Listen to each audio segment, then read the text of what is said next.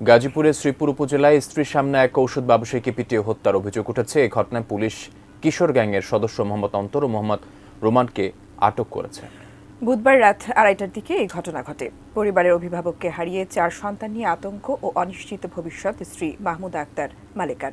প্রতিনিধিদের পাঠানো তথ্য ছবিতে ডেস্ক রিপোর্ট। 3 মেয়ে এক ছেলে। মেয়েদের নামগুলো কি কি? এশামনি, ইশরাত, নুসরাত, মাহাদি। 4 সন্তান নিয়ে সাজানো গোছানো সংসার মাহমুদা আক্তার মালিকা, হাসিবুল ইসলাম দম্পতির। বুধবার রাত 2:30টার দিকে হাসিবুল তার স্ত্রী মাহমুদা সহ পরিবারের কয়েকজন সদস্যকে নিয়ে ঢাকা থেকে বাড়ি ফিরছিলেন। বাড়ির সামনেই মাদকাসক্ত রুবেল সহ 3-4 জন বখাটে কিশোর তার গাড়ির গতিরোধ করে। বখাটের দল মাহমুদার গলা থেকে স্বর্ণের চেন ছিনিয়ে নিতে গেলে হাসিবুল বাধা দেয়। এ সময় বখাটেরা হাসিবুল ও অন্যান্যদের ওপর চড়াও হয়। নারীদের লাঞ্ছিত করারও চেষ্টা করে তারা। এ সময় হাসিবুল বাধা দেয়, আবারও তাকে মারধর করলে তিনি মাটিতে লুটিয়ে পড়েন। গুরুতর আহত অবস্থায় হাসপাতালে নেয়ার পর তাকে মৃত ঘোষণা করেন চিকিৎসকরা।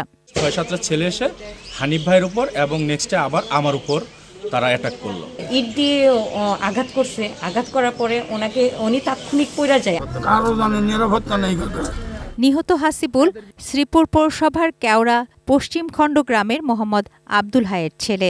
ওষুধের ব্যবসা ছিল তার। পরিবারের একমাত্র উপার্জনক্ষম মানুষটিকে হারিয়ে 4টি শিশু নিয়ে অনিশ্চয়তার মুখোমুখি এখন তার স্ত্রী। ঘটনার রাতেই পুলিশ 2 বখাটে মোহাম্মদ অন্তর ও মোহাম্মদ রোমানকে আটক করেছে। মূল আসামি রুবেলকে গ্রেপ্তারের চেষ্টা চলছে। এর মধ্যে 2 জন গ্রেপ্তার আছে, 2 জনকে আমরা গ্রেপ্তার করতে পেরেছি। বাকিদের আমরা গ্রেপ্তার অভিযান অব্যাহত আছে। রুবেলের ছেলেটা আসলে প্রকৃতপক্ষেই খারাপ।